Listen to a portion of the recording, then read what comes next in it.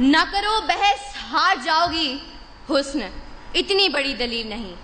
زیوکار، کاہل، نکمے، بیکار، سست اور نااہل لوگوں کا خود احتسابی کی بجائے ناکامی کا ذمہ دار تقدیر، نصیب، مقدر اور قسمت کو ٹھہرانا ریت اس نگر کی ہے اور جانے کب سے ہے۔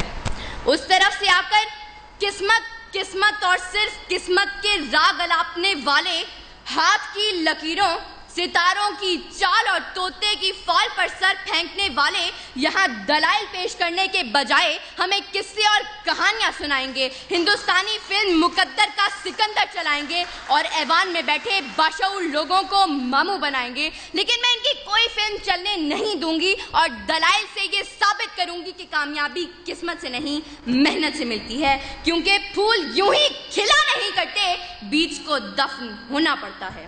صدر اعلی وقار، کامیابی اجتماعی ہو یا انفرادی، دنیاوی ہو یا اخروی، اس کا تعلق صرف اور صرف محنت سے ہے۔ انسان چاند پر قدم رکھنے میں کامیاب ہوا تو وجہ قسمت نہیں محنت تھی۔ انسان انسانی جسم کے اعضاء کی پیوندکاری کرنے میں کامیاب ہوا تو وجہ قسمت نہیں محنت تھی۔ انسان لاکھوں من لوہے کو ہواؤں میں اڑانے میں کامیاب ہوا تو وجہ قسمت نہیں محنت تھی۔ اور 14 اگست 1947 کو جب یہ پاکستان دنیا کے نقشے پر ابھرا تو اس کامیابی کی وجہ کوئی قسمت، مقدر یا تقدیر نہیں بلکہ تحریک پاکستان میں شامل لوگوں کی محنت اور صرف محنت تھی۔ ابس ہے شکوائے تقدیر یزداں تو خود تقدیر یزداں کیوں نہیں ہے۔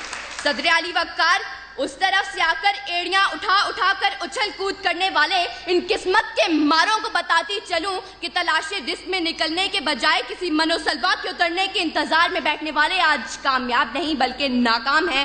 پیاس بجھانے کے لیے کنویں تک چل کر جانے کے بجائے مقدر سے کنویں کو کھینچ کر پاس لانے والے آج کامیاب نہیں بلکہ ناکام ہیں۔ ظالم کے آگے سر اٹھانے کے بجائے ظلم کا نشانہ بنے ہاتھ پہ ہاتھ دھرے منتظر فردہ رہنے والے مظلوم آج کامیاب نہیں بلکہ ناکام ہیں۔ پلٹنے، جھپٹنے اور جھپٹ کر پلٹتے ہوئے لہو کو گرمانے کے بجائے قسمت کے مارے کرگس بن کر بیٹھنے والے آج کامیاب نہیں بلکہ ناکام ہیں۔ سر اٹھے تو صحیح ظلم کے سامنے، تبھی ظالم کا وقت حساب آئے گا اور تبھی غریبوں کے دربار میں ہاتھ جوڑے ہوئے ہر نواب آئے گا، انقلاب آئے گا، انقلاب آئے گا۔ صدر اعلی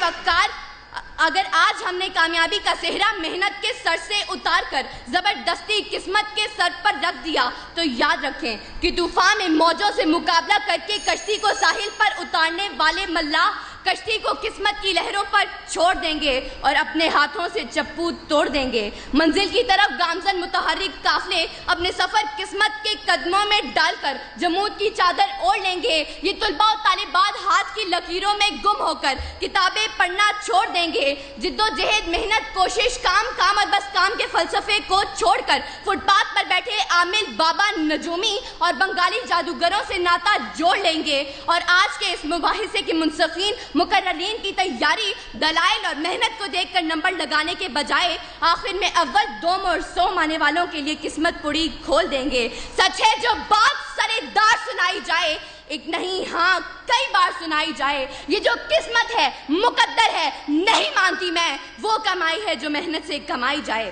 صدر اعلی وقار، اگر میرے ان تمام دلائل کے باوجود اگر اب بھی کوئی قسمت اور صرف قسمت کے راگ الاپتے ہوئے مقدر کے کچے گھڑے پر بیٹھ کر دریا پار اپنے مہیوال سے ملنے کی طلب رکھے تو اس کے لیے اتنا ہی کہتے ہوئے اجازت چاہوں گی کہ بے عمل دل ہو تو جذبات سے کیا ہوتا ہے، دھرتی بنجر ہو تو برسات سے کیا ہوتا ہے عمل لازمی تکمیل تمنا کے لیے، ورنہ رنگین خیالات سے کیا ہوتا ہے۔ شکریہ۔